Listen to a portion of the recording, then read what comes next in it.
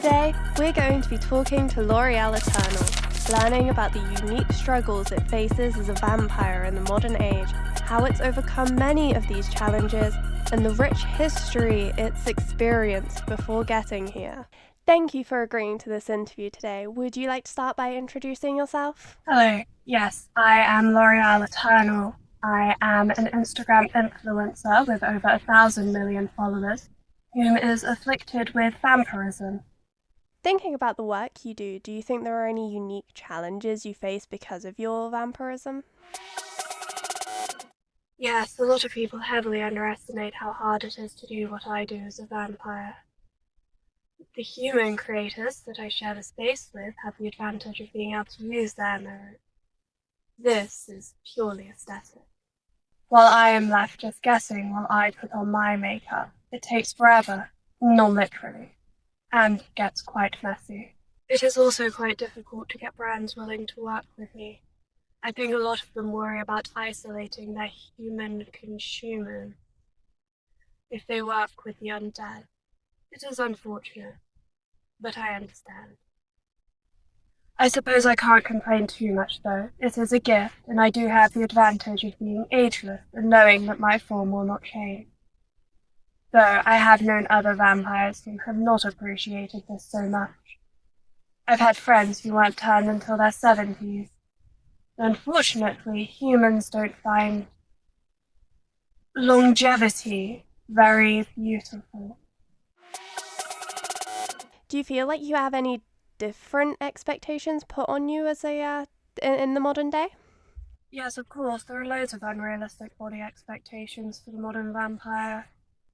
I mean, have you seen how tan they expect us to be? I do understand it is still quite pale for our human counterpart, but my skin is like stone.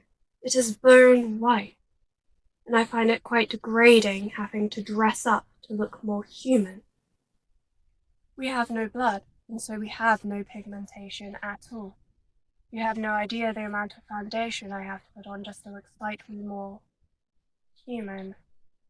It's barbaric, and more reminiscent of the times we were hunted than this so-called modern accepting society. And on that topic, people's obsession with our fangs.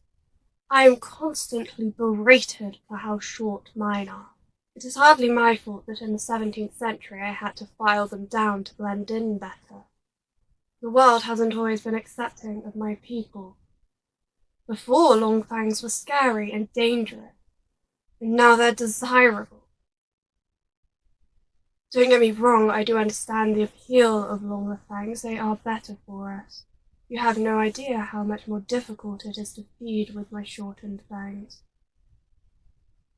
It wasn't like I had a lot of choice at the time, and I do not appreciate people continuing to bring it up.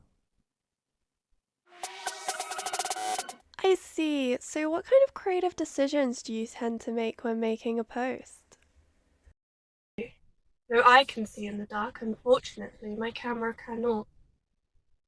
And a lot of the tutorials I found when I was first learning said to just try and use nice, natural lighting, which is of course off the table.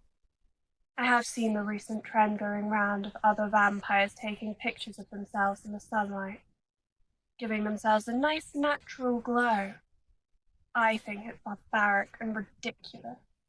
There is nothing natural about a vampire cooking itself alive for a picture. And a lot of newborns have seriously hurt themselves trying to do so without realizing the consequences. Needless to say, it isn't my style. Either way, it meant that I had to work out my own lighting, and I am quite fond of the style that I've come to garner for myself. Limitation, after all, is what breeds creativity. I see. What about the kind of things you might wear? Indeed, I have to put so much time into thinking about what I'm going to wear, and someone will always complain. A lot of people expect us to always want to be wearing reds and black. And though it does hide bloodstain better, this isn't always the case. And then they expect us to be in 19th century clothing like our dear Dracula. That gets quite annoying. Everyone always expecting us to be just like him. while actively misrepresenting what he was actually like. Some of us are different, you know. Not every human dresses and acts the same. We are the same in that way. Either way, people get upset. Black's a cliche, and anything lighter is deceptive, as if I'm trying to trick you into forgetting what I am.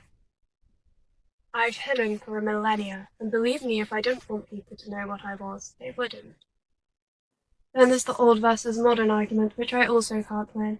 If I wear my older things, people are like, ew, that's so old-fashioned, keep with the time. Whereas if I wear my more modern things, it's all, ew, why is it wearing our clothes like it isn't centuries old? There is no winning. I try not to think about it as much anymore and just wear what I like. That's wonderful. Thank you, Loreiel. Just before we finish, is there anything else you'd like to say? Yes, of course, I know that I have spent a lot of time complaining, but I am truly grateful for the position that I have been put in. I think it's incredibly important that creatures of the night like myself have representation, both so that they do not feel the need to repress themselves, and so that our human counterparts can see that we we can be amicable. I'm sorry. I really am quite hungry. What?